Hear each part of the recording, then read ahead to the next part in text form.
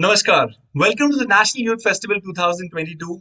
It's the 25th edition और आज इस यूथ फेस्टिवल का दूसरा दिन है.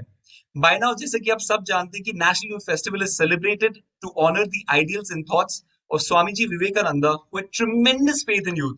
वो ये firmly believe करते थे कि youth is the biggest driving force of our economy. The National Youth Festival 2022 aims to ignite and fuel the minds of young Indians and build a post COVID template of youth led, authentic Indian leadership for the world. Now, through this motivating session titled Leadership at 26,000 Feet, our presenter for the session aims to tell the youth of India how, how leadership is a trait that can be learned. We have an influential speaker who's followed by millions across the globe for his impactful talks on leadership, a former soldier, a leadership coach, former CEO of NatGrid. Please put your hands together and welcome Captain Raghu Raman. Over to you, sir. Thanks a ton, Bharat. Thank you for this wonderful opportunity to speak with all of you. Firstly, happy Lori, happy Pongal, happy Makar Sankranti to all the people of all communities. I realize कि ये जो attendance है ये पूरे भारत के youth के हैं. So my language I'll keep changing between Hindi and English, and I'll assure you कि जब मैं हिंदी में बोल रहा हूँ तो उसी का अनुवाद मैं इंग्लिश में भी कर दूंगा. English speakers will also be comfortable because whatever I'm going to say, I will also say that in English.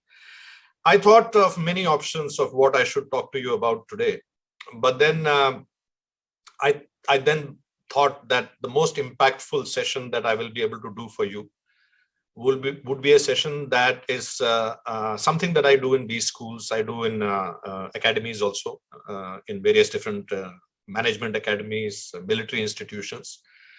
And this is about the fundamental elements of leadership. कि leadership में वो 5-6 चीजें क्या होती हैं जो अगर आप हासिल कर लें, जिसके ऊपर आप अपना थोड़ा फोकस करके उस पे काम करें, तो आप किसी भी माहौल में, चाहे आप जो भी कर रहे हो, आप एक स्पेशल फोर्सेस टाइप की एटीट्यूड, एक वो एटीट्यूड. और ये स्पेशल फोर्सेस सिर्फ फौज में नहीं होते हैं. जो डॉक्टर्स काम करते हैं सर्जिकल में या जो रोड एक्सीडेंट में ट्रॉमा की मदद करते हैं, ये सब स्पेशल फोर्सेस हैं जो एक टीम में जब काम करते हैं, उनका जो काम का level hai, the eliteness of their work is actually the function of them working together and being led by a good leader.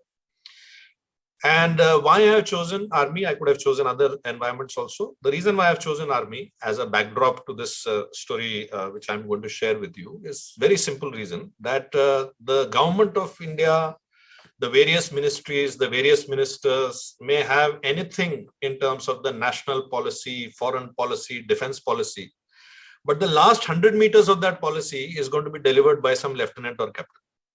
The last 100 meters जो है वो पॉलिसी का, वो पूरे इंडिया के ताकत का, इसके न्यूक्लियर माइट का, इसके ताकत, जो फाइनल जो एज है वो एक 24, 25, 27, 23 साल का लड़का या लड़की है जो आप हैं. That is the reason why I'm choosing the army as a backdrop. तो उसके लिए I'm going to use a presentation and I'll just share my screen. Oh, you're disabled. You'll have to give me the screen sharing.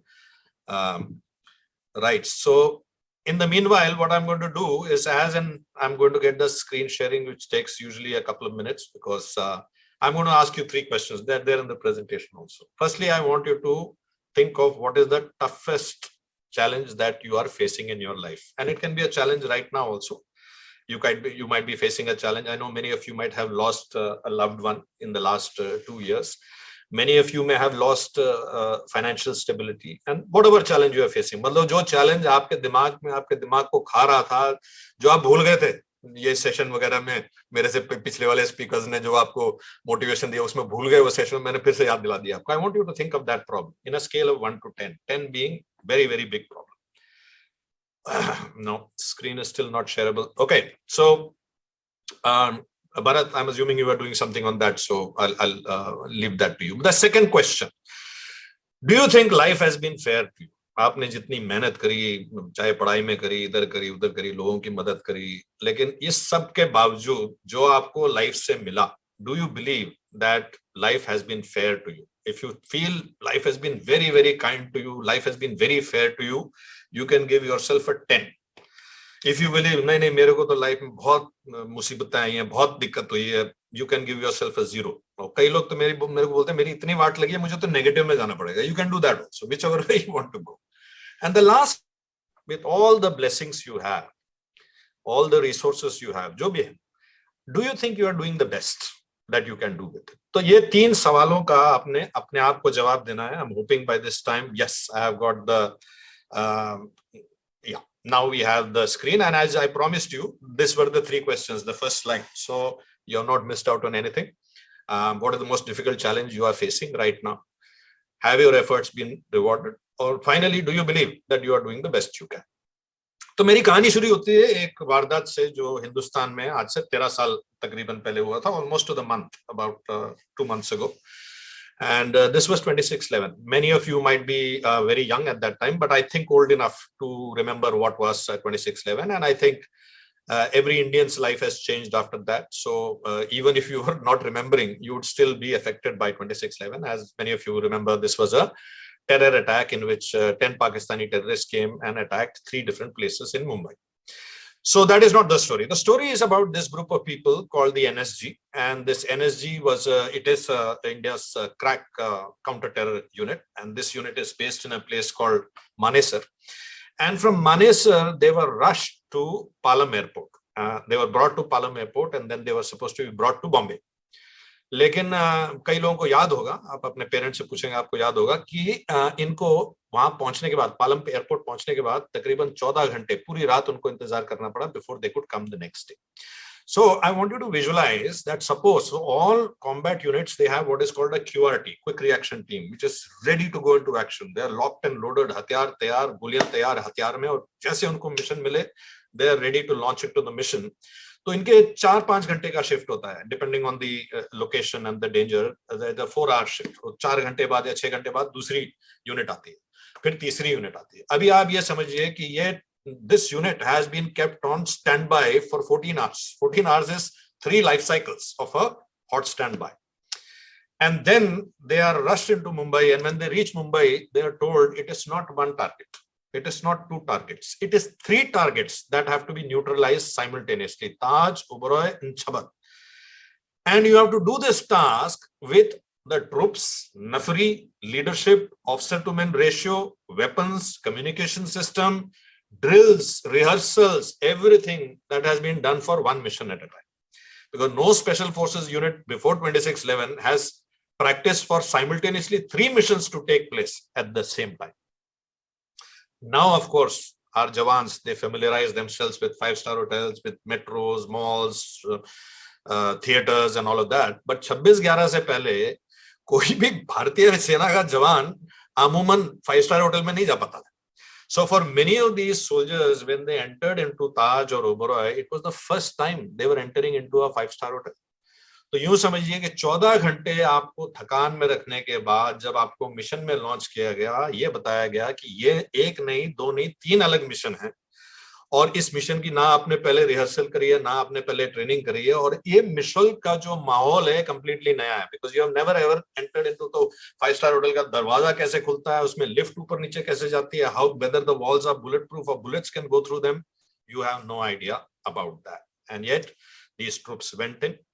They did a remarkable job because none of the casualties, whatever number of people who unfortunately died in 26/11, none of them died after the NSG took over. All of them died before that, but once the NSG took over the operations, the only people to die were the 9 terrorists and unfortunately the 2 commandos. They finished their mission and they got back into their planes and they went back home. This was the story of this unit. Now, why did I begin with this story? क्योंकि ये शायद पहली एक वारदात थी, combat story, which most Indians saw on TV. They saw it live on TV. Right? They could actually see operations happening. Many people who were in Bombay even went near this Taj and Oberoi. They could hear the gunshots and all of that. But even as I'm talking to you right now, across our borders, across our various locations, there are hundreds of operations going on. There's search operations going on in Valley, encounters happening, terrorism, this, that. In China border, people are in -30, -45. All these operations are happening, and many of these operations are very risky operations. So many times when I do this session for young leaders such as yourselves, मैं सवाल पूछता हूं कि why do soldiers fight? लड़ते क्यों हैं? Why do they go to fight? Knowing well, fully well, in some operations they know fully well that in this assault, when you are assaulting in mountain and all, the attacker to defender ratio, मतलब अगर उधर defender 10 लोग बैठे हुए हैं तो attackers will have to be at least 80 to 100 people, because only then about 30-40 will reach on top. Rest all will be either killed or be badly wounded. But why do soldiers fight? What is the reason? And if I was doing this interactively with you, I would have, asked for you to give me the answers. But unfortunately, since we can't do it interactively, given the format, I will show you the answers. I want you to think of the answers, or maybe even say loudly if you're with your friends or whatever, say the answer why you think soldiers fight. And what I'll do is in the next slide, I'll show you the answers, because I've done this session many, many times in my past to audiences very similar to you. And these are the answers they give. Patriotism, देश के लिए लड़ते हैं, झंडे के लिए लड़ते हैं, discipline है, training दी गई है उनको, loyalty है country के लिए, pride है, training, all of this. This is the reasons. And I'm sure many of you must have given these reasons. लेकिन अचंभे की बात यह है कि when I ask those students, आपकी बात नहीं कर रहा हूं मैं, उन स्टूडेंट्स की बात कर रहा हूं, जब उनसे मैं ये पूछता हूं, अच्छा चलो भाई, ये मान लिया कि वो देश के लिए कर रहा है, आपके लिए कर रहा है, doing it for you, तो कर कहां रहा है भाई? And I put the map of India and ask them, where is, say, Siachen Glacier, where we have been fighting for almost 40 years now. Now something very funny happens कि जो ये bright young people of our country जो हमको ये बता देते हैं San Jose किधर है, San Francisco किधर है, उनको ये नहीं पता, unless of course they have from फौजी बैकग्राउंड या उनका थोड़ा इंटरेस्ट है डिफेंस वगैरह में, उसके अलावा उनको ये पता ही नहीं कि सियाचिन कहाँ है, ये फिंगर 4 किधर है, गलवान है कहाँ.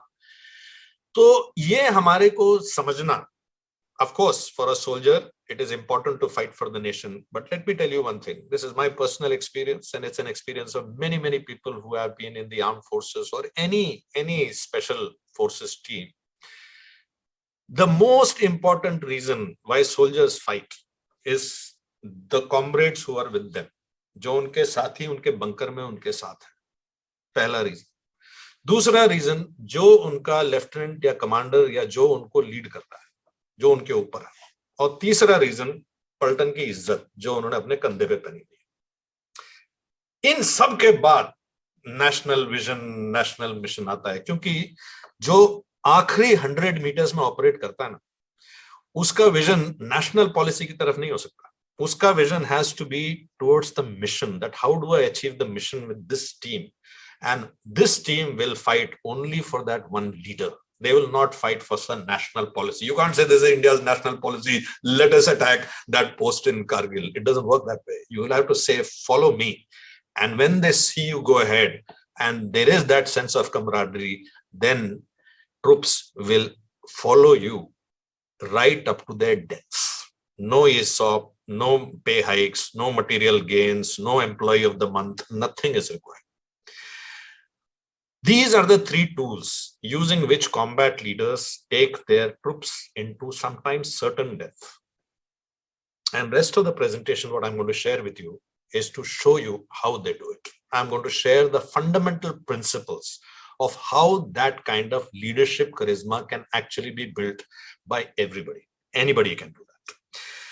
So let me begin by first telling you where Siachen Glacier is, because I'm sure most of you know it, but for the one odd person who did not know, I'm just showing you. As you can see, this line in JNK, as it goes up, this dotted line comes to stop at a point called point NJ9842. ये एक नक्शे में एक grid reference बोलते हैं इसको, हम एक ग्रिड रेफरेंस है. और यहाँ से ऊपर की लाइन, जहाँ पे आपको कोई लाइन नजर नहीं आ रही है, खाली जगह नजर आ रही है, इस एरिया को सियाचिन सेक्टर कहते हैं.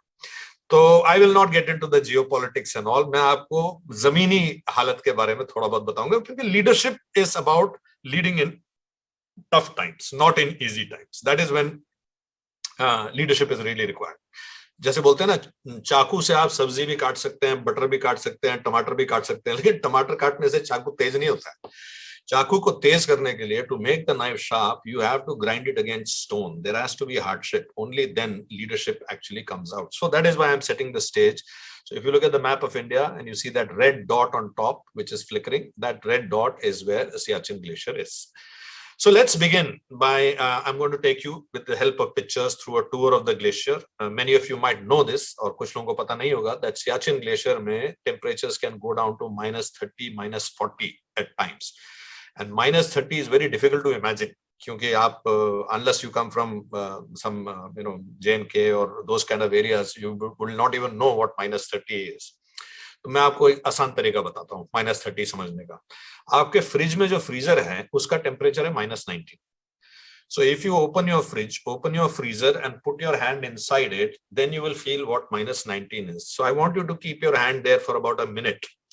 And now visualize that if this temperature goes down exponentially, not linearly, not 1 degree, 2 degree, exponentially to -40, what will it feel like? And try and keep your hand inside the freezer for 5 minutes. And you will understand what -40 is. And then try to visualize troops who have to live in -40 for 1 year, 12 months. So then you will get a context of what -40 is and what Siachen. And Siachen has another problem. It is not only cold, but वहां पे oxygen level भी बहुत कम है, because वहां पे tree line नहीं है. If you go to places like Canada and all, it might be -30, लेकिन वहां पे पेड़ों की वजह से they will still be heavy oxygen. But in Siachen every roti, every chapati, every bullet at times has to be brought by a 2-stage chopper. पहले Mi-17 chopper लेके आएगा, वो पैराशूट ड्रॉपिंग करेगा, फिर वो बड़े packets will be broken into smaller packets, then they'll be loaded into these cheetah aircrafts, and then they will be brought to the post. So for sustenance, even for letters, for everything, this is the air link that has to be maintained. This is the Siachen base camp, जहाँ जवानों की 90 दिन की training होती है. It's considered one of the toughest trainings in the world. And after this training, these troops are inducted into those peaks that you see in the background. And some of these peaks are so far that the first leg has to be, troops have to be taken by helicopters, as you can see over here, that the troops are taken by helicopters. Now, the deployment in the glacier is something like this, that there is a ridge line, एक पहाड़ी का ridge line है, उसके सामने एक valley है, और उस valley के परले तरफ, like the next slide will show you very clearly, the one on the right hand side is part of the Indian sector, the one on the left hand side is part of the Pakistani sector, and these are literally eyeball to eyeball. In many of the places you can actually see them, they can see you, you can fire at them, and they can also fire at you, which they very often do. So you have machine gun fire, you have heavy artillery firing, sniper firing, all of this keeps happening all the time. But now let's start taking some lessons of leadership from combat. And let me show you this first lesson. If you see all of these soldiers, they're tied to each other with a rope. आपने देखा, ये अगर ध्यान से देखेंगे, हर एक के ऊपर एक रस्सा बंधा हुआ है. उसका एक कारण है. Reason for that is that, as you are aware, a glacier is a slow-moving mass of ice, just like a river. एक नदी समझ लीजिए इसको, बर्फ की. बड़े मजेदार बात है, कभी you take a tin can and you chuck it here, and after about 5 hours you'll see that the can has moved there because the ground is moving constantly. Now because it is moving, इसके अंदर cracks आते हैं जिनको हम crevices बोलते हैं, crevices. और कई crevices इतने deep होते हैं कि उसके अंदर if you take a stone and throw it inside, you'll hear it going कड़क कड़क कड़क कड़क कड़क. You won't hear it hitting the bottom. It is that deep. Now what happens is, because of heavy snowfall, the crevices get covered with a layer of snow, and sometimes it's called a snow bridge. So sometimes you can walk on it and nothing will happen, but sometimes it will just give way, and that is the reason why you see every soldier is tied to the next soldier. But in an eventuality, खुदा ना खास्ता अगर के कोई भी जवान एक crevasse में गिर जाता है, तो immediately the drill is that the remaining soldiers are supposed to go down on ground. They take their pickaxe and the ice axe and they put it on the ground. They arrest the fall with their crampons. Then they stabilize this man who's struggling inside the crevasse, and then they pull him out with the rope. And this is the drill that works very, very well in theory. In practice, every soldier is exhausted. It is -40. Their body metabolism is down. They have been patrolling with great amount of difficulty, sometimes in snow that comes up to their thighs. They barely have any energy. और इससे थके हुए हालत में अगर एक 70 kilo का आदमी जो 20 किलो का लोड लेके वो 100 किलो अगर झटाक से नीचे गया, तो पूरे के पूरे पेट्रोल को वो खींच लेती है rope, and everyone is struggling to find some purchase कि कहीं कोई पकड़ मिले. और वो अगर powdery snow है, then the whole rope starts getting dragged to the crevice, inside the crevice. What do you think are the orders then? What are the orders then? Now, sitting in your comfort at your home, many of you may have given the answer that cut the rope. That is the order. ये 9 लोगों की जान बचाने के लिए एक का rope cut कर दे. But it takes a lot of courage to do that. It takes a lot of courage because this chap who's hanging at the other end of the rope, he is the same guy who looked after you when you were sick and you were on a bunker. He is the same guy who kept food hot and warm for you when you were coming back from a patrol. He is the same guy who gave you money. उधार में उसने पैसे दिए जब आपको अपनी बहन की शादी करनी थी. And he is the same guy who went and met your parents. आपके घर गया जब आपको छुट्टी नहीं मिली, then he is the guy who went and met your parents. He is the guy hanging at the other end of the rope. It takes a lot of courage to order cutting that rope. But the first lesson of any good team is that the mission comes first, always. No matter what happens, the mission has to be a priority. And if it means the sacrifice of a soldier, it means the sacrifice of a comrade. Of course, every effort will be made to try and save that soldier. But if that cannot be done, then the leader's job is to remind everybody and to remember that mission always comes first. This is a very interesting post in the Glacier. ऐसे कई post हैं. इस post को winter cutout post बोलते हैं. इसका मतलब once troops have been inducted into that post, then they cannot be brought out for the next 6 months. And the reason for that, if you notice the steep gradient on the wall on the right hand side, the mountain wall, in which tons of snow falls every year. And even if there's the slightest of vibrations, immediately an avalanche will start. So once the troops have been inducted in, there is no way you can de-induct them out. You can see them, you can talk to them on radio or telephone, but you can't de-induct them out. 2 tenures before I was posted in the Glacier, there was a young lieutenant, a 22-year-old boy, who had taken 18 men into that post. And within 2 days of going there, one of the soldiers died of HAPO, high altitude pulmonary edema. You have pulmonary edema and you have cerebral edema. He died of pulmonary edema. Now, by the way, that happens quite often in high altitude. Matter of fact, those who have been to Leh, even on a vacation, you will remember that you must have landed in the airport or airport mein utarte saath, the loudspeaker must have been telling you, don't walk, take it easy and all of that. And before you went there, you must have taken Dimox and all of those things. And that is, Leh is at 15,000 feet. We are talking here about 18,000, 20,000, 22,000 feet, those kind of peaks. So this soldier died. So उसकी dead body को उन्होंने parachute cloth में rap करके post के side में रखा. You cannot throw away the body. It's one of your own soldiers. Nothing will happen to the body. It's -40. I want you to visualize the courage and the grit required by that 22-year-old boy, who then had to lead 17 men through 5 months and 28 days of this hell, with a dead body lying inside their post, reminding what can happen to them on a daily basis.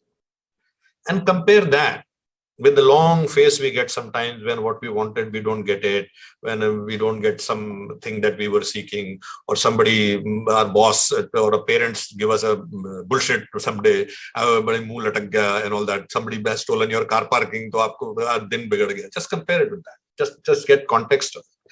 Because by the way, these 22, 23, 24-year-old lads that are leading our forces right from the front in all spheres of life, we are not importing them from Denmark or New York or US or something. They are all coming from the same diaspora. They are coming from you. I'm 100% sure that every person who's listening to me right now, with 1 degree or 0 degree of separation, knows somebody who is in the army. And you'll know that they are very regular people. They're very ordinary people. They're not supermen. They're completely ordinary people. The second lesson for any leader is that you are accountable, period. The accountability, if you call yourself a leader at whatever level, then the responsibility is on your shoulder. These stars that you wear on your shoulder are to remind you that you are accountable for whatever happens, whether it's morale, whether it's life, whether it's death, there are no excuses that a leader can look at, because a leader is a person who realizes that for whatever happens under her command, she is accountable for it. There is no shifting of accountability. The third lesson I want to share with you goes back to 2 stories. One, of course, you remember they were all wearing a rope, and you know the reason now why. The other reason is, you see all these soldiers, they are wearing something on top of their boots. right? This is called anklet. इसको anklet बोलते हैं और ये जूते के ऊपर से लेके घुटने तक बांधा जाता है इसको. कैनवस का कवर होता है और इसको बांधने का कारण ये है कि जब आपका पैर बर्फ के अंदर धंस जाए तो पैर जूते के अंदर बर्फ ना घुस जाए. अगर बर्फ अंदर घुस गया तो जब आप चलते हैं तो बर्फ गर्मी की वजह से पानी हो जाएगा और फिर आपको पानी तंग करेगा अंदर. नाउ अगर इन जवानों में से, इस पेट्रोल में से किसी ने भी बोला कि साहब मेरे जूते में बर्फ गया, अब no matter how tired this patrol is, no matter how exhausted it is, they cannot stop. Now I want to remind you once again, especially those of you going to Leh Ladakh, that you were warned not to take long walks in high altitude, because when you take long walks in high altitudes, your chances, without rest, your chances of getting cerebral or pulmonary edema increases exponentially. It increases by 10, 20, 30 times. So that is why in high altitude, you're always required to take breaks between long distance patrols. But if any one of these soldiers says, ki saab, mere jute mein baraf ghus gaya, I've got snow inside my boots, now this patrol cannot stop. Because if it stops, the snow which went inside his boots and melted into water will instantly refreeze. And within seconds, he'll get chilblains, and within minutes, he might get frostbite, he might lose his foot. Third rule of combat leadership is that one man's negligence, one man's carelessness, one man's bad karma, and the entire team's life is in danger. Either the whole team will win or the whole team will lose. In a good team, there is no room for an individual gladiator. जो मतलब, सचिन का century बन गया, बाकी India जीते न जीते, वो मामला नहीं चलता अच्छे टीम में. Because in a good team, either the whole team will win or the whole team will lose. Because in good teams, you are literally joined at the hips with each other, like you can see here in the patrol. Now, what you're seeing over here is a group of tents where people live in the glacier, और उसके ऊपर आपको एक कपड़ों की कतार नजर आ रही है. तो ये इंटरैक्टिव होता तो I would have asked you what these clothes are, and normally people will say there are socks drying and all of that. But as some of you may have guessed, and those of you who've been to the Himachal area or Leh Ladakh will know this, that these are prayer flags. तो मैं आपको एक अच्छी कहानी बताना चाह रहा हूँ. So पहली बार when I was doing this session in ISB Hyderabad, मेरे से पहले एक स्पीकर थे और उस स्पीकर ने एक कहानी बताई. तो हैदराबाद में आप लोगों को पता नहीं होगा, many of you may not know this, but in Hyderabad there is a temple called Chilkur Balaji. और IT वालों को पता होगा, जितने IT सॉफ्टवेयर वाले सबको पता होगा. और ये चिलकुर बालाजी बहुत फेमस है. फेमस इसलिए इसको वीजा बालाजी भी बोलते हैं. और फेमस इसलिए है कि यहाँ पे कहते हैं कि अगर आप यूएस वीजा के लिए ट्राई कर रहे हैं, अच्छा सिर्फ यूएस वीजा के लिए काम करता है तो शेंगेन वगैरह के लिए मत जाइए. तो यूएस वीजा के लिए अगर आप ट्राई कर रहे हैं तो वहां पे अगर आप चाहेंगे, पहले आप वीजा के लिए अप्लाई करिए, फिर वहां जाइए, 10 चक्कर मारिए, फिर वापस आइए, आपका वीजा तैयार होगा, फिर जाके वहां पे 101 चक्कर मारने. This is approximately, I may be wrong by 1 or 2 चक्कर्स, but more or less this is the ritual. और वो कहते हैं कि हो जाता है वीजा. अब पता नहीं क्यों होता है, ब्रांच ऑफिस है, पता नहीं what idea, I don't know, but हो जाता है.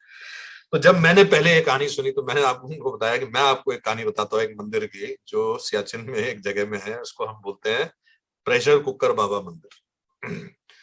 तो इसकी कहानी ये है प्रेशर कुकर बाबा मंदिर की कि दूर एक, शायद आपको स्क्रीन में नजर आ रहा होगा, एक कोई पाकिस्तानी रिज है जहां से बहुत पहले सुना है कि एक हीट सीकिंग मिसाइल फायर हुआ था. और ये हीट सीकिंग मिसाइल इस पोस्ट में the hottest part, it came to the hottest part and which was a stove and blew the stove up, thus saving the people who were sleeping in the barracks. And ever since, those aluminium fragments of that pressure cooker are kept in a shrine and they are worshipped. उनकी पूजा होती है, दिन में सुबह 2 शाम 2 बार आरती होती है उसकी.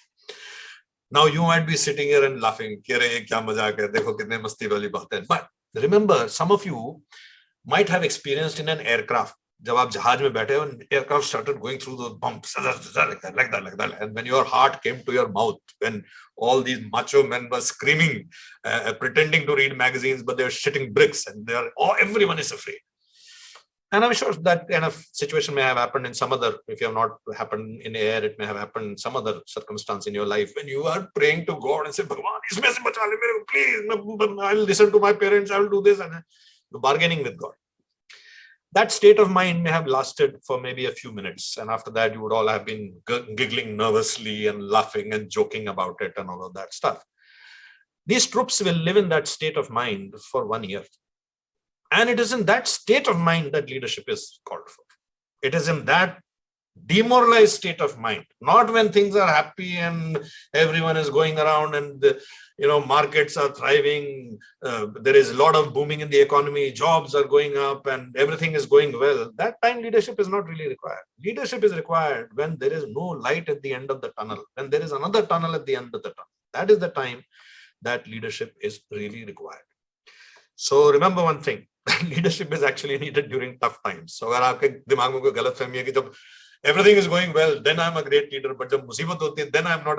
That's the time leadership is actually required, when things are going tough. And this is the only thing which brings a smile into the face of a soldier, letters which come from home. And many times, if the letter is containing some bad news, उसमें कोई बुरी खबर है, so that letter is not shown, or the bad news is not given to the jawan, because वो जवान तो ऊपर खड़ा है पोस्ट के ऊपर. मान लीजिए खुदा न खास्ता उनकी 3 साल की बच्ची डेंगू या इवन कोविड की वजह से मर गई है. In any case, by the time the news reaches, daughter is long dead.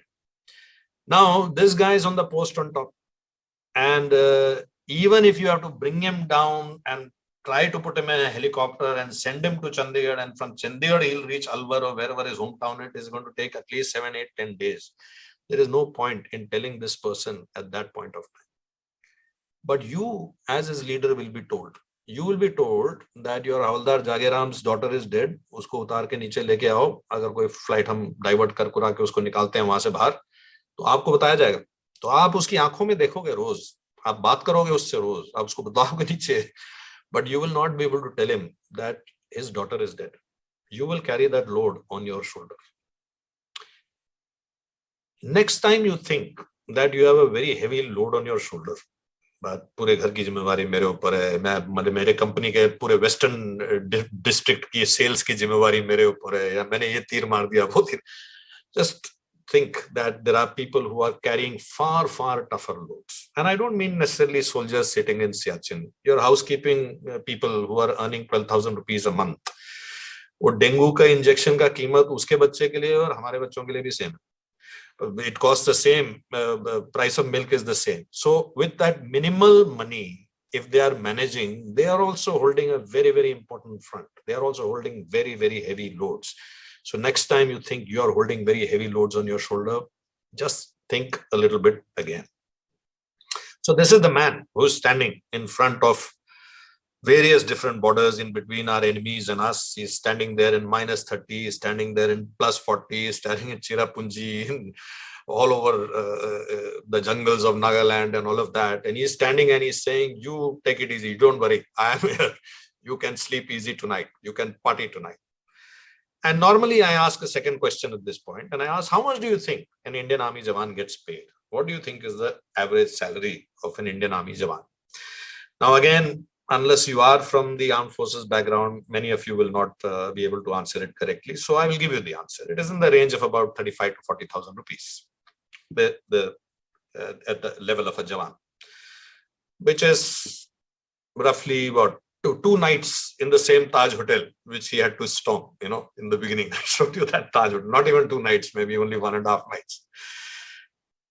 In the beginning of this presentation, I told you he is not doing it for some national cause. He's definitely not doing it for the money, because for people who are capable of joining the armed forces and capable of doing, there are other options available. It's not that, yes, there may be economic conscription in our country, but there are other options available.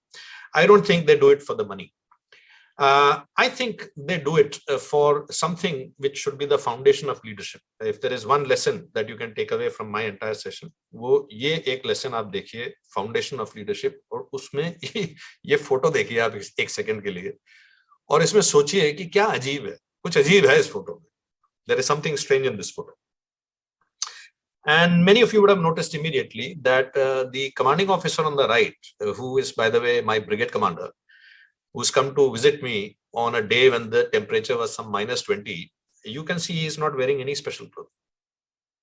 Now, why is he doing that? Because not wearing special clothing in such minus temperature is not only exclusive, -19, fridge, remember freezer. So you're inside the freezer, not wearing special clothing is not only very, very painful, it's also very risky.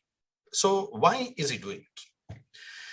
Now I'll tell you the reason why he's doing it. The reason is, so I'll tell you another interesting story before that. So Siachen Glacier is a magnet for VVIPs. बहुत VVIP आते हैं वहाँ पे, because Siachen Glacier का बड़ा नाम है कि हम गए थे Siachen Glacier में, ये वो.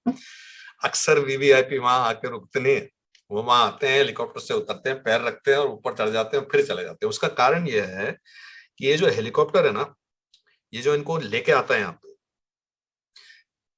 इन VIPs की एक्लेमेटाइजेशन नहीं हुई.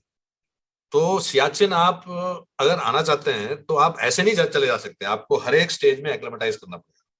तो जिनको हेलीकॉप्टर से लेके आया जाता है, their shelf life is only about 4-5 hours. If for whatever reason the helicopter is not able to take them back, then it's a very good likelihood that they will die of HAPO or HACO. They will die of pulmonary or cerebral edema.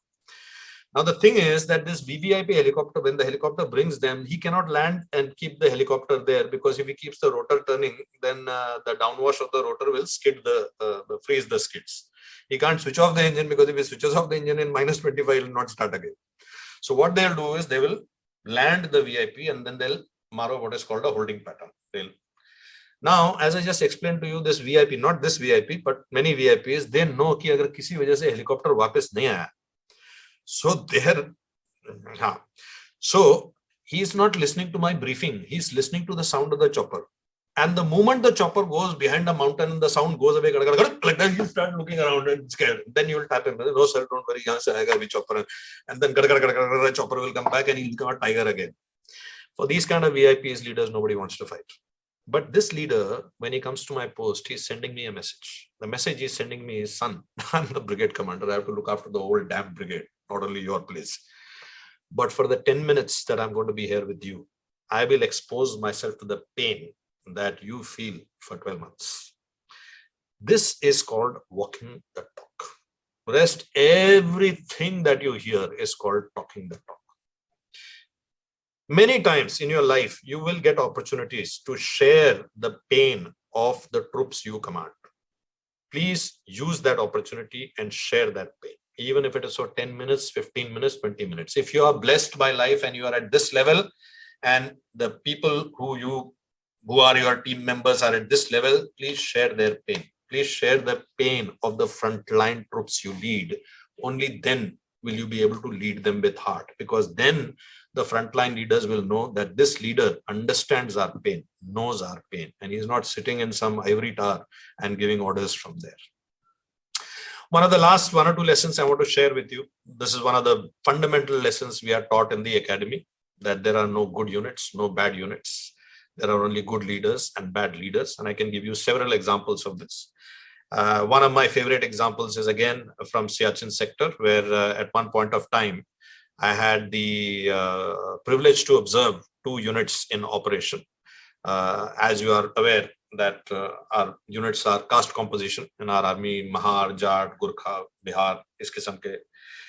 तो उन दिनों में वहां पे Mahar regiment की 2 पलटनें थी और एक पलटन थी 18 महार, और ये सदर्न ग्लेशियर में थी. मतलब ग्लेशियर के भी 3 हिस्से हैं, सदर्न ग्लेशियर में थी. और 18 महार में आप कभी जाइए तो आपको तो पहले लगेगा कि सारे जवान जो यहाँ पर हैं, everyone is 7 feet tall. बड़ी the way they stand, the salute which comes back, looks in their eyes, blazing look in their eyes. लगता है किसी को हाथ लगाओ तो करंट लगेगा. That's the kind of vibrance they have. And there was another unit there in Northern Glacier. If you went into that unit, you will see everyone's face is down, their eyes are hollow, their vacant look in their face. There are casualties are much more, injuries are much more, morale is really low. And it fascinated me because it is the same pay, same training, same DNA, same troops, same clothing, same winter, same temperature, same enemy. Everything is exactly the same. And the unit in the south is kicking ass and the unit in the north is crumpling like a pack of cards. And why does that happen? One commanding officer is changed, one CO is changed, and the unit which was going down rests down and comes back to what it always was, which was a crack unit of the Indian Armed Forces. So many times when I'm sitting in board reviews or meetings or advisories and I listen to leaders talk about my sales is bad, my this thing is bad, my department is bad, my customer is bad, my I sometimes tell them that maybe you should look at some other place where something is bad, because troops are troops. The people you will lead are exactly the same. Only the leaders will make a difference. Only you can make a difference. So never, ever, ever say that my troops, my distributors, my technology. No. There is something fundamentally wrong, because troops are troops. There is no distinction between the troops you have and the troops your competitor has. So then what makes a good leader? And I think I'm going to share something with you, which in the beginning, if you were cynical like me when I was 22, 23, I'm very cynical. ठीक है, भाषण भूषण देने के लिए अच्छा है, लेकिन करना तो, you know. So first time when I saw this lesson, and I'll tell you where this lesson, many of you must have seen the movie Laksh. अगर आपने लक्ष्य पिक्चर देखी है तो आपने चेटवुड हॉल भी देखा होगा. और ये चेटवुड हॉल में ये चेटवुड house, this is the Chetwood Hall. Or Chetwood Hall mein Philip Chetwood had given this creed or the motto of a leader, and I know it might be difficult for some of you to read it because screen resolution may not be okay, so I'll read it out for you. It says, the safety, honor, welfare of your country comes first, foremost, and every time. The honor, welfare, and the comfort of the men you command comes next. Your own safety, your own ease, your own comfort, your own promotion, your own bonus, your own should come last every time. So I used to study in Delhi University, and I was a very capitalist-minded boy when I joined the army. तो मैंने ये board देखा, मैंने कहा यार ये board देखने में थोड़ा अच्छा लगता है, और हर कंपनी में ऐसा एक बोर्ड होना चाहिए ना, क्यों दिखाने के लिए देखो क्या बोर्ड है हमारा. बट एक्चुअल तो उल्टा करेंगे हम, पहले तो हम अपना देखेंगे, और अपना अगर ठीक ठाक हो गया फिर यार दोस्तों का थोड़ा बहुत देखेंगे, उसके बाद हो गया तो फिर देखेंगे कंपनी के बारे में, कंपनी का क्या करना है वो. But I have to tell you, this really works. This actually works. I can give you hundreds of examples. But if you follow this mantra really, if you genuinely follow, but you have to follow it genuinely. You have to know which is the colleague in your company who comes late because he has got a special needs child whom he has to drop at the other end of the city and then come here. You have to know that. You have to know who is your colleague who's becoming disengaged ever since she's got married because her in-laws are compelling her to leave that job. You have to know the real aspirations of each and every one of the troops you command or the colleagues you work with. And if you know them to that level, I'm not kidding you. You don't need to know any domain. You need to know no domain knowledge so long as you are genuinely concerned about your troops, genuinely concerned about them. Not total pura karne ke, but genuinely concerned.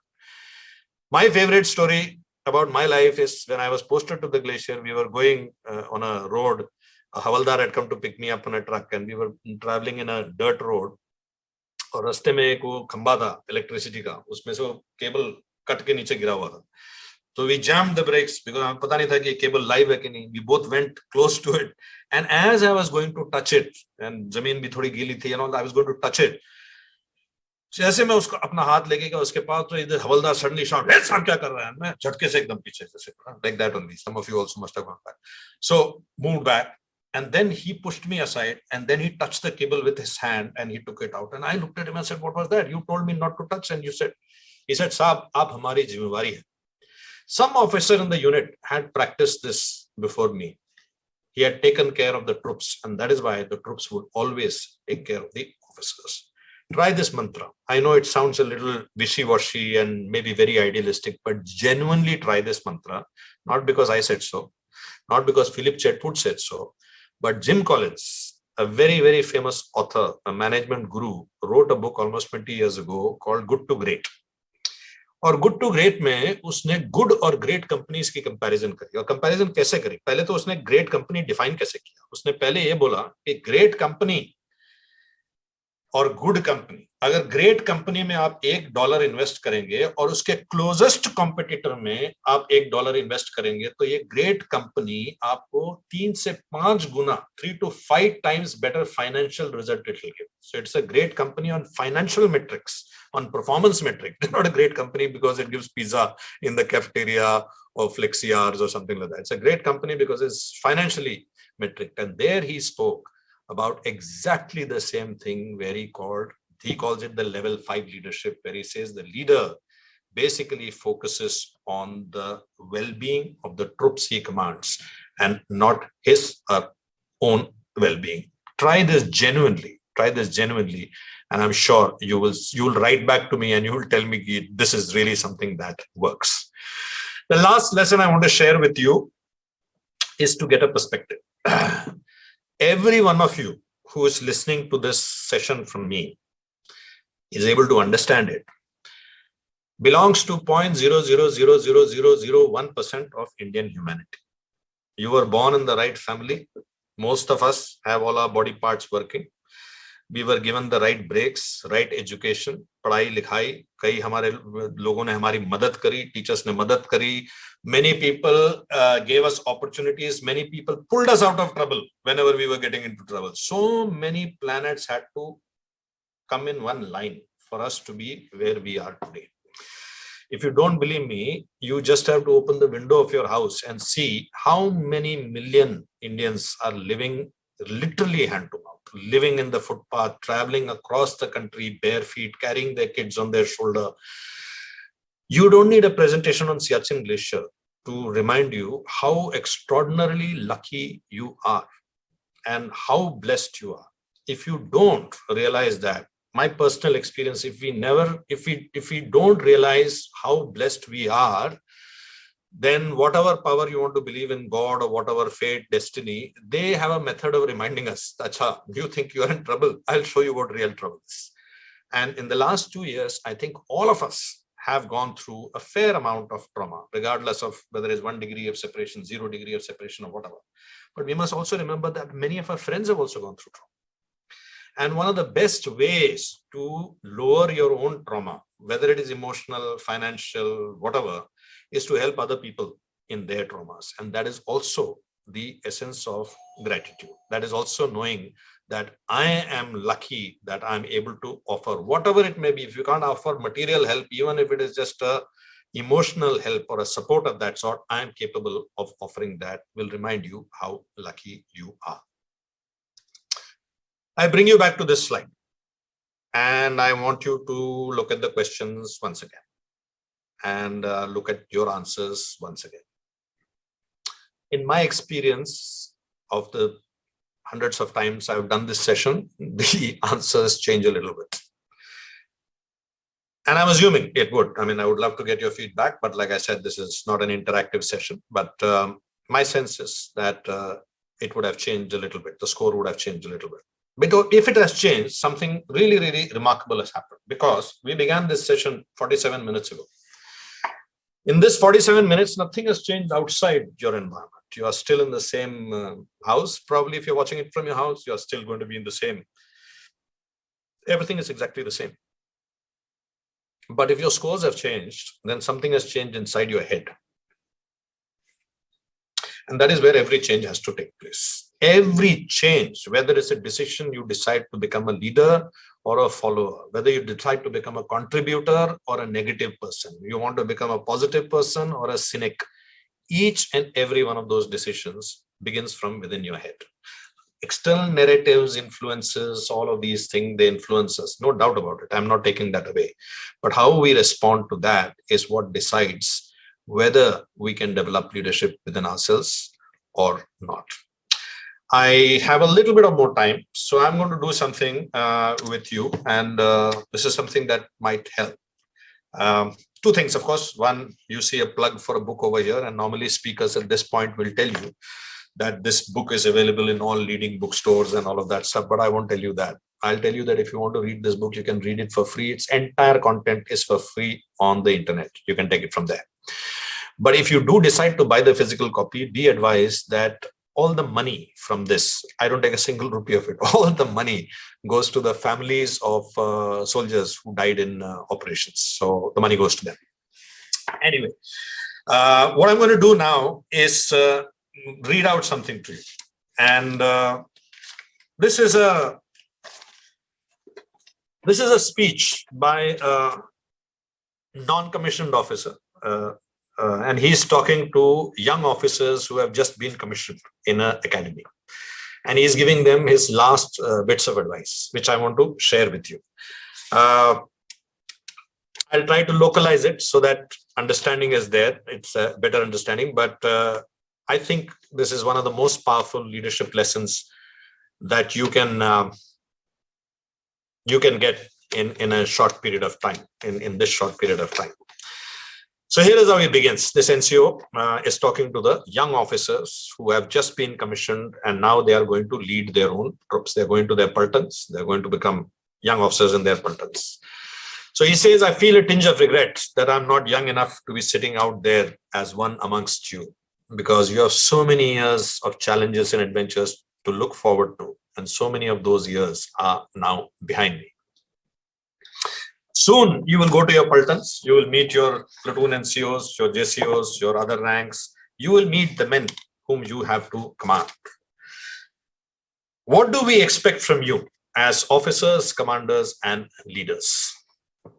We expect of you unassailable personal integrity and the highest of morals. We expect you to maintain the highest state of personal appearance. We expect you to be fair, to be consistent, to have dignity but not aloofness, to treat each soldier as an individual with individual problems. And we expect you to have courage, the courage of your convictions, the courage to stand up and be counted, to defend your men when they have followed your orders, even when your orders were in error, to assume the blame when you are wrong. We expect you to stick out your chin and say, this man is not qualified and he will be promoted only over my dead body. Ladies and gentlemen, I implore you, do not promote a man because he is a nice guy. Do not promote a man because he's got a wife and 3 kids. And definitely do not promote a man because you are under pressure to promote him. Because when you leave him or he leaves you, he will become somebody else's problem. Gentlemen, we expect you to have courage in the face of danger. Many of you will soon be in operations where there are no safe rear echelons. During your tour, opportunity will arise for you to display personal courage and leadership. Opportunities could also arise from which you may emerge as heroes. Listen to the definition of a hero very carefully. He says a hero is an individual who is faced with an undesirable situation and uses means at his disposal to make that situation slightly more bearable. A hero is an individual faced with an undesirable situation, uses means at her disposal to either nullify the situation or to make it more bearable. That's all you have to do.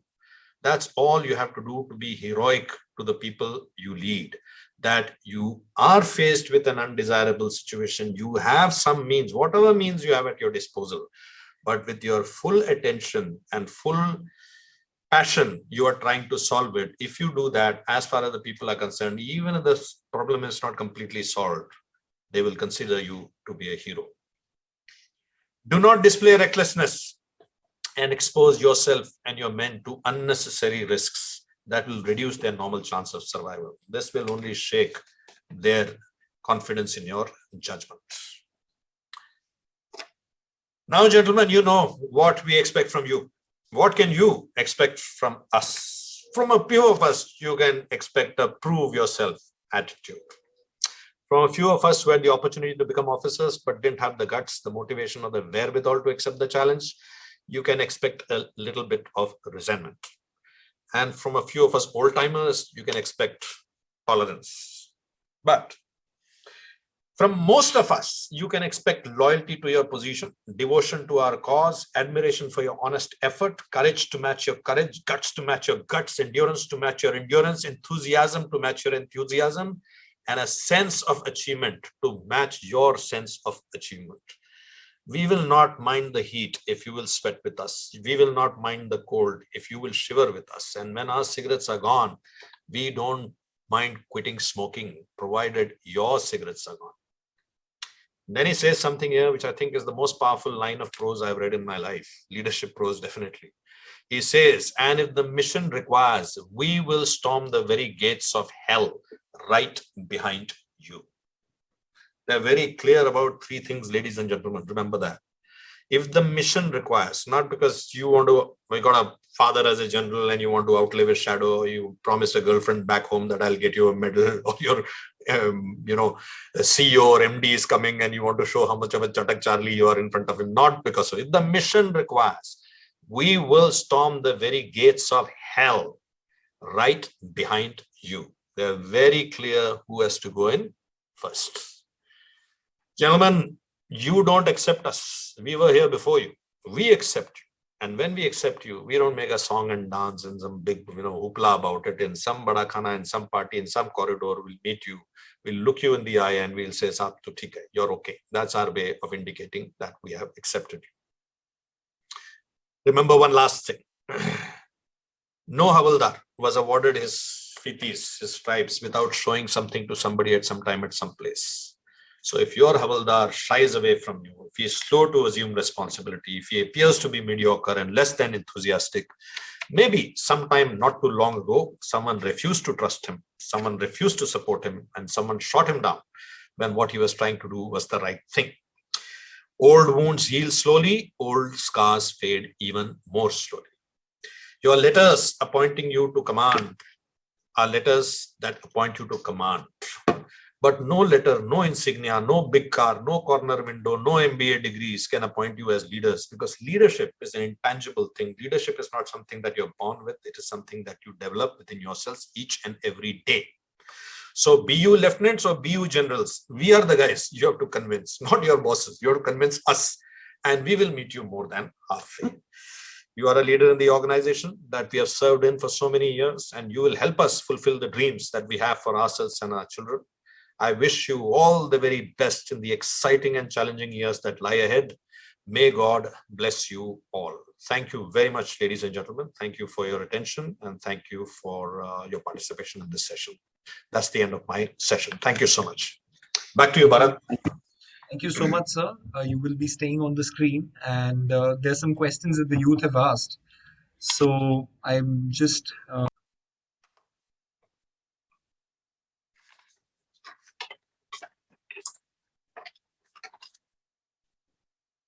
We have 4 minutes, so why don't you just ask me the question instead of yes, chatting sir. it up? The question is that how can I apply your teachings in the current scenario to make life better and have a more optimistic view of life? Quite simply, first I told you in the end, you do, whether you like it or not, whether you admit it or not, you do belong to a very tiny minority of humanity. Firstly, you're alive still. If you're asking this question, many people are not. You're also not very sick, because if you're asking this question, you're obviously attending this session. Now you already got 2 strikes in your favor. I think we have to constantly bring ourselves back to look at what we have rather than what we don't have. Because if you focus on what we don't have, then I can tell you, you're going to have a very sad life, because there's pretty much tons and tons and stuff of you're never going to have. So it's far better that you focus on consciousness. This is something that I'm not giving you some big, grand philosophical gyan. I'm saying consciously, when you wake up in the morning, you look around you, you consciously remind yourself that I have education, I have this, I have this, I have this. You actually run a list in your head, because at the end of the day, what is your life? Your life is what you pay attention to, right? So if you pay right now, 1 hour of your life, which would have otherwise been invested in something else or wasted in something else, you spent over here. So this 1 hour is your life, because you attended this session where your attention became your life. So if you focus your attention deliberately on what you don't have, your life is going to be a fairly empty one. But if you focus your attention on what you have and what you can achieve, you have years ahead of you, which so many people don't have. You have an education behind you, which so many people don't have. So when you look at and focus attention on what you have, my sense is you will automatically start getting the motivation and the sense of it's okay, we'll figure it out. That kind of a sense will start coming in. Right. Thank you, sir. There's another question that is that another youngster has asked that what do I need to do to become a youth leader in my circle of influence? Where do I start from? Firstly, start helping your circle of influence, not talking to them, not being preachy to them, not talking down to them. I'll give you a very simple example. In every school, every college, there is a group of 4 or 5 friends. And amongst those 4 or 5 friends, there are some characters. Every group has that. One character will decide where we'll go, which movie we'll watch, which movie we'll bunk, what will class we'll do. Kind of hinges around that one person. Now, that person is not necessarily the richest person, not the one with the most resources, but that person is the one who has got most influence on everyone else. And usually that influence comes with that person being helpful, approachable, basically a nice person. And all things being equal, I think nice people make for better leaders, because people want nice people as their leaders, because they say all things said and done, he will do the right thing or she will do the right thing. So I think that's the first fundamental step. Don't worry about whether I become this president of this association or president of that association. That rarely is a format of leadership. I think a format of leadership is much more when people listen to you and you become an influencer, whether you have a title or not, but you are a person who influences the outcome of any situation. And that usually comes by being an individual who helps others. And so the last question that we have is how interrelated are discipline and leadership for becoming an effective leader? I cannot seem to find the discipline of doing things in life. So how can I A, impact discipline in my life, and B, how interrelated they are to lead a better life? So there is no debate in anybody's mind that without a discipline, there is no way you can achieve. Without a structure, you can't. You can be as motivated as you want on the 1st of Jan to lose weight. But if by 18th of Jan you have dropped the weight reduction plan, then that motivation, you might as well, sort of throw it into the ocean. It doesn't really make any difference. So your discipline, the structure, a promise that you make to, so basically fundamentally what you are saying is that I am not able to keep a promise to myself. Mm-hmm. In effect, that's what you're saying. And then again, you want to become a leader, which means people should trust you when you make a promise to them. Wow. Mm-hmm. Wow. So you can't maintain a promise that you make to yourself, but the expectation is your followers should believe in the promises that you'll make for them. I don't think that's going to happen. The good part of the journey, or the good news, it's not good news, but it's good news in some sense, is that the journey of improving your discipline is actually an exercise in itself. It's a line I like to use a lot, like C language was written in C language. So when you train yourself for discipline, Mm-hmm. you're actually in the journey of discipline. So for example, if you train yourself that I'm going to do 3 tasks that I normally don't like to do, I'm going to read every day. Mm-hmm. I am going to exercise at least 20 minutes or 25 minutes every day.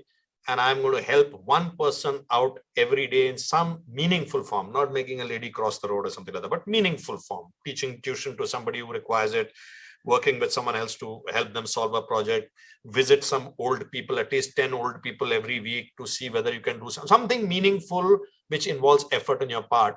And you visually track how much you're going to do it. Why I suggested helping other people is because then you have a commitment that you're made to somebody else. It's not helping by giving 10 rupee note to a beggar. That's not help. But you have made a commitment to someone else which has to be continued. Now that commitment will teach you discipline, and discipline will be the foundation for discipline. So no person who runs the Mumbai marathon for the first time on their life starts with 21 kilometers half marathon. They don't do that. They begin by little, then their feet hurt, then they are tempted to chodo yaar kya karna sala marathon nahi karenge, this that. They go through those cycles and they defeat themselves. They defeat that naysayer in your brain. So discipline, to my mind, is the fundamental bedrock of leading yourself. And if you cannot lead yourself, I think you are being very, very naive if you expect others will follow you. Very naive. We are done with the time, but I just wanted to leave you a message. My Twitter handle is there on the screen if it's still up. If not, yes, it's still up. It's still up. So your Twitter handle is there, email is there. Feel free to tweet or follow me. And if you've got questions, you can tweet me there. I usually check my Twitter far more often than my mail. So I'll be more than happy to interact with you if there's any question that I could not answer right now. Thanks a ton, Bharat.